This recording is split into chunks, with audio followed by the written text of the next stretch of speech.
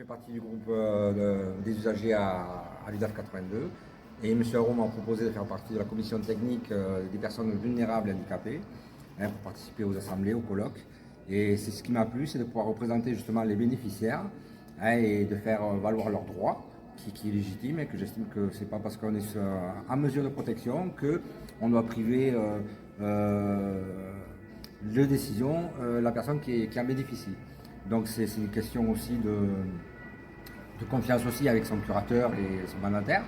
Et c'est une question d'écoute, d'entente et de vraiment être pris en conséquence. Parce que c'est vrai que moi je vois il y a beaucoup de choses qui, au niveau du questionnaire, qui n'étaient pas forcément adaptées, que ce soit au niveau des professionnels et bénéficiaires qui trouvaient que c'était pas assez approfondi ou que c'était peut-être pas le sujet. Donc, mais c'est vrai que le plus important pour moi, c'était de vraiment représenter les valeurs et les principes de droit universel des personnes qui doivent être respectées, que ce soit par l'institution, parce qu'on s'aperçoit que le système juridique n'est plus adapté actuellement par rapport à la société actuelle, et que chaque fois le système juridique remet en cause soit la décision du bénéficiaire au profit des rapports médicaux et de l'organisme.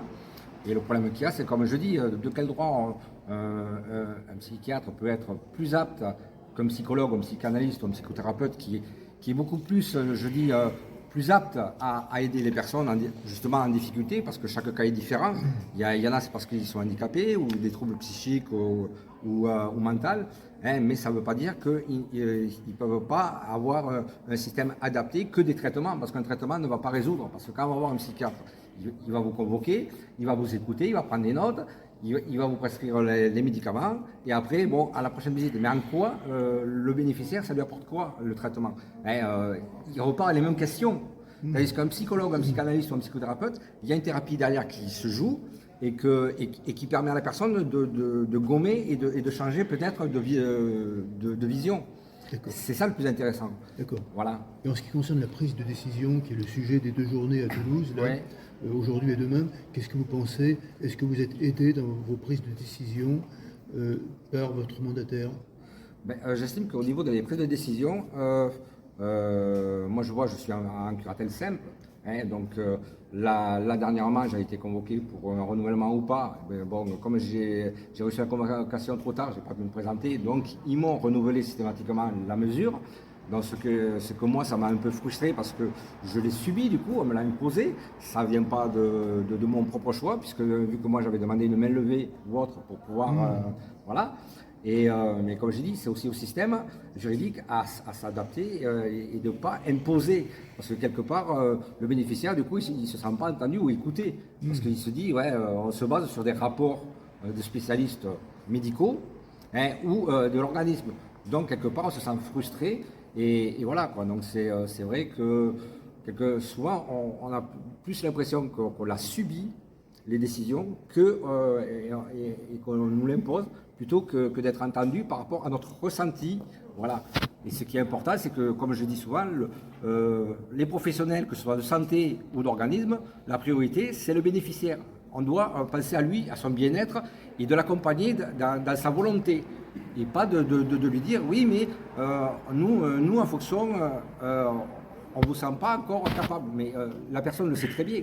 Si elle veut continuer ou si elle veut stopper, parce qu'arrive un moment, comme je dis, c'est être dépendant de l'organisme. On se défausse sur son curateur et du coup, les gens, les bénéficiaires, ils perdent le système de la vision de faire les papiers administratifs, de se reprendre en main. C'est ça le problème. Et moi, comme je dis, mon combat, c'est de faire vraiment valoir les droits des bénéficiaires. Donc vous ne souhaitez pas rester sous curatelle. Est-ce que vous souhaitez faire une demande de main levée? C'est ce que je risque de faire prochainement. Puisque bon, ça a été un peu la décision a été un peu subie. Bon, même si on sait qu'on a des droits, on peut avoir des recours ou autres. Mais le problème, c'est que les délais, au lieu de faire un délai de 15 jours pour faire un report de rapport, voilà, ils devraient le faire à 1 mois. Donc ça laisse à la personne de le faire, de se retourner s'ils ont des choses à côté à faire, quoi. D'accord. Tu peux arrêter. Je fais partie du groupe des usagers à l'UDAF 82 Et M. Aron m'a proposé de faire partie de la commission technique des personnes vulnérables et handicapées, pour participer aux assemblées, aux colloques. Et c'est ce qui m'a plu, c'est de pouvoir représenter justement les bénéficiaires et de faire valoir leurs droits, qui est légitime, et que j'estime que ce n'est pas parce qu'on est en mesure de protection qu'on doit priver de décision la personne qui en bénéficie. Donc c'est une question aussi de confiance aussi avec son curateur et son mandataire. Et c'est une question d'écoute, d'entente et de vraiment être pris en conséquence. Parce que c'est vrai que moi je vois il y a beaucoup de choses qui, au niveau du questionnaire, qui n'étaient pas forcément adaptées, que ce soit au niveau des professionnels et bénéficiaires qui trouvaient que c'était pas assez approfondi ou que c'était peut-être pas le sujet.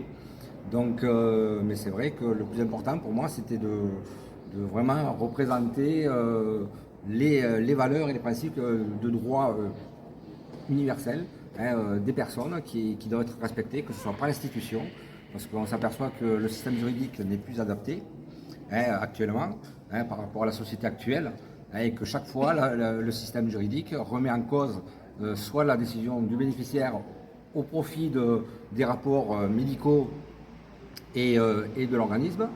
Et le problème qu'il y a, c'est comme je dis, de quel droit un psychiatre peut être plus apte qu'un psychologue, un psychanalyste ou un psychothérapeute qui est beaucoup plus, je dis, plus apte à aider les personnes justement en difficulté, parce que chaque cas est différent. Il y en a, c'est parce qu'ils sont handicapés ou des troubles psychiques ou mentaux, mais ça ne veut pas dire qu'ils ne peuvent pas avoir un système adapté que des traitements, parce qu'un traitement ne va pas résoudre. Parce que quand on va voir un psychiatre, il va vous convoquer, il va vous écouter, il va prendre des notes, il va vous prescrire les médicaments, et après, bon, à la prochaine visite. Mais en quoi le bénéficiaire, ça lui apporte quoi, le traitement? Il repart à les mêmes questions. Tandis qu'un psychologue, un psychanalyste ou un psychothérapeute, il y a une thérapie derrière qui se joue et qui permet à la personne de gommer et de changer peut-être de vision. C'est ça le plus intéressant. D'accord. Voilà. Et en ce qui concerne la prise de décision, qui est le sujet des 2 journées à Toulouse, là, Ouais. Aujourd'hui et demain, qu'est-ce que vous pensez? Est-ce que vous êtes aidé dans vos prises de décision par votre mandataire? J'estime qu'au niveau des prises de décision, moi je suis en curatelle simple. Donc là dernièrement j'ai été convoqué pour un renouvellement ou pas. Bon, comme j'ai reçu la convocation trop tard, je n'ai pas pu me présenter. Donc ils m'ont renouvelé systématiquement la mesure. Donc ce que moi ça m'a un peu frustré, parce que je l'ai subi, du coup on me l'a imposé. Ça ne vient pas de mon propre choix, puisque vu que moi j'avais demandé une main levée ou autre pour pouvoir voilà.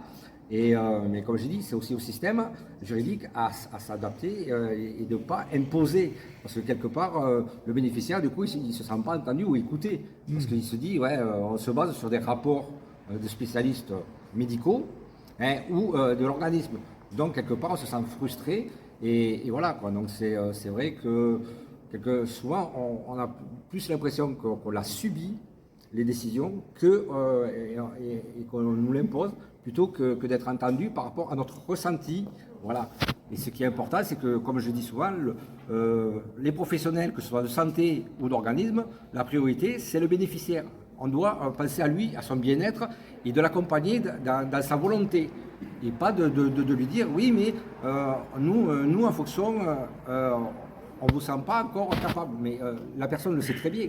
Si elle veut continuer, ou si elle veut stopper, parce qu'arrive un moment, comme je dis, c'est être dépendant de l'organisme. On se défausse sur son curateur, et du coup, les gens, les bénéficiaires, ils perdent le système de la vision de faire les papiers administratifs, de se reprendre en main. C'est ça le problème.